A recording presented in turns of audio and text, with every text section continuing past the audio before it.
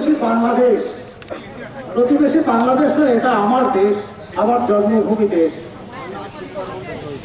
এই বাংলাদেশ সৃষ্টিতে আপনারা যারা এখানে বসবাস করেন তারা জানেন যে কত রক্ত গিয়েছে, কত টাকা গিয়েছে, কত অস্ত্র ব্যবহার করতে হয়েছে, কত মানুষের মৃত্যু হয়েছে।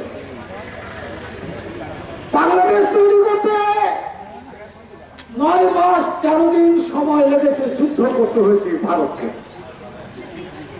এই 9 মাস 13 দিন যুদ্ধে 13 দিন যুদ্ধ করেছিল ভারতীয় সেনাবাহিনী, আর 9 মাস লাগাতার যুদ্ধ করতে হয়েছিল বিএসএফ কে। এই বিএসএফ যুদ্ধ করেছে, উদ্বাস্তু সামলিয়েছে, বর্ডার, এই বর্ডার সুরক্ষিত রেখেছে এই বিএসএফ। আমাদের বিএসএফ আমাদের গর্বে, বিএসএফ এই সীমান্তরক্ষী বাহিনী আমাদের গৌরবে। অন্যরা যে যাই বলুক আমরা তাদের সাথে একমত নই। বিএসএফ আছে বলেই আমরা নীরবে শান্তিতে ঘুমাতে পারি, আমাদের দেশের সার্বভৌমত্ব সুরক্ষিত থাকে। বিএসএফ আছে বলেই আমাদের এই ধন সম্পদ বাড়ি ঘর নিশ্চিত করে নিরাপদ থাকে। বিএসএফ আছে বলেই আমরা নিরাপত্তা বোধ করি। 89 সালে যখন নদিয়ায় বন্যা হয়েছিল, উত্তর 24 পরগনায় বন্যা হয়েছিল, আমি দেখেছি বিএসএফ এর কাজ সেখানে সীমান্ত এলাকায়। আমি দেখে অবাক হয়ে গেছিলাম যে তারা মানুষ কাঁধে করে, কোলে পিঠে করে মানুষকে উদ্ধার করছে বর্ডার এরিয়ায়। বিএসএফ আমাদের গর্বের বাহিনী, বিএসএফ আমাদের গৌরব। সত্যকাল এই বিএসএফ যে 9 মাস যুদ্ধ করে বাংলাদেশে জন্ম দিয়েছে, আজকে সেই বিএসএফ আক্রান্ত। বিএসএফ এর এ পর্যন্ত প্রায় 70 থেকে 80 জন বিএসএফ সদস্যকে বাংলাদেশিরা হত্যা করেছে। 70 থেকে 80 জনকে। জন্মদিনে যারা ভাই তাদের প্রাণ নিচ্ছে ওরা। ভারত যেভাবে আপনার এই যুদ্ধ করেছে, 1 কোটি শরণার্থী খাইয়েছে, 13 দিন তার সেনাবাহিনী দিয়ে যুদ্ধ করেছে, ভারতের প্রায় 16,000 সেনা আত্মবলিদান করেছে, প্রায় 8,000-এর মতো বিএসএফ জীবন দিয়েছে। ভারতের রাজকোষ থেকে 7,500 কোটি টাকা ভারতের খরচা হয়েছে। তথাপি ভারত বাংলাদেশের বন্ধু হতে পারেনি, আর বাংলাদেশের বন্ধু কোনদিন ভারত হবেও না। চেষ্টা 20 জন্ম দিয়েছে ভারত। দেশটা ভাগ হয়েছে সাম্প্রদায়িকতার কারণে নয়, দেশটা ভাগ হয়েছে সন্ত্রাসবাদের কারণে।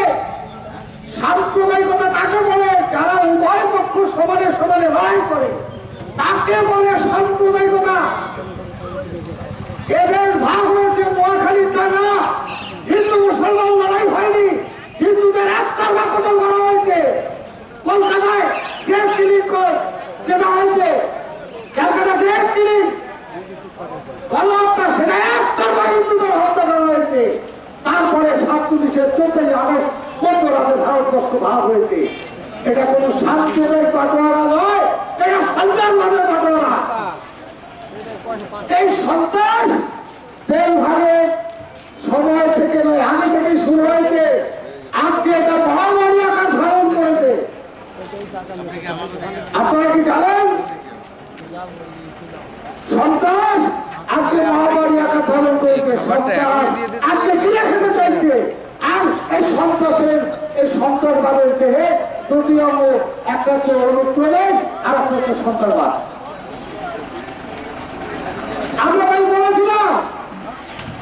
বাংলাদেশের সাথে ব্যবসা বাণিজ্য পর্যন্তই অর্থাৎ আমরা আন্তর্জাতিক স্তরে সব দেশের সাথে ব্যবসা করি, আমরা ব্যবসা করবো, আমাদের আপত্তি নেই। তাই বলে মাখো মাখো করে ট্রেন চালিয়ে, মৈত্রী এক্সপ্রেস চালিয়ে এটা করতে যাবেন না। আমরা এটা বাধা দিয়েছিলাম, আপত্তি করেছিলাম। তখন লালু প্রসাদ ছিল রেলমন্ত্রী, আমাদের 70 জনকে ধরে নিয়ে জেলে ঢোকালো 2008 জেলে ঢুকিয়ে মামলা খুবই 70 জনের বিরুদ্ধে। সে মামলার 15 জন ইহলোক ছেড়ে চলে গেল, কোনো মামলার নিষ্পত্তি হলো না। বুঝুন তাহলে অবস্থাটা। আজকে কেন মন্ত্রী এক্সপ্রেস বন্ধ হয়েছে? এটা তো ভারত সরকারের জবাবদিহি করা উচিত। মন্ত্রী এক্সপ্রেস বন্ধ কেন? ভারত সরকার সাহস পাচ্ছে না, ঢোকাচ্ছে আপনার বর্ডার ক্রস করে। মৌলবাদীরা মন্ত্রী এক্সপ্রেসের পেট্রোল মেরে আগুন দিয়ে চালিয়ে দেবে। ধন্যবাদ। বাংলাদেশে ছাত্রলীগের বের ভাগের সময় 33% সংখ্যালঘু হিন্দু, বৌদ্ধ, খ্রিস্টান ছিল, আদিবাসী ছিল।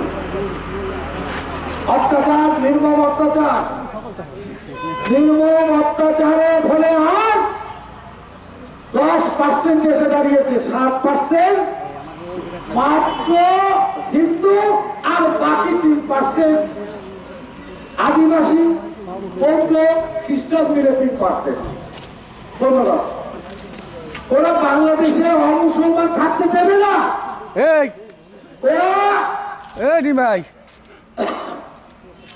ওরা হিন্দু, বৌদ্ধ, খ্রিস্টান, আদিবাসী শূন্য ওরা করবে, ওরা থাকতে দেবে না।